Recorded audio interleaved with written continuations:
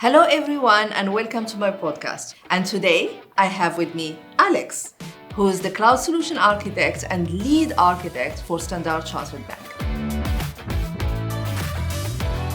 So you've been here since March of this year, not even a year now.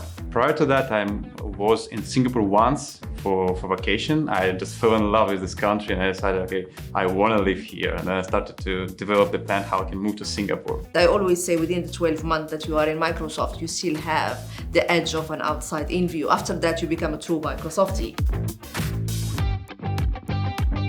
Does the cloud solution architect need to be hands-on technologist or needs to look into the breadth of the T and look into all the technologies that we have in Microsoft? You should be able to do both. There are two key things which are crucial for cloud solution architect.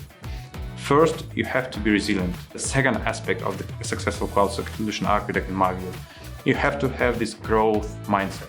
And for everyone who's keen to become a cloud solution architect, you have a mentor and a coach right here, right now. There are two types of people you work with.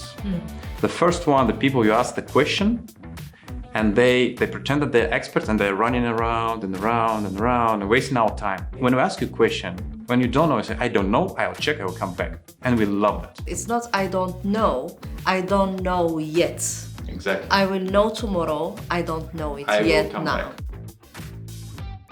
I'm Imane and I welcome you to the podcast, Coffee with Me, Customer Success on the Frontline.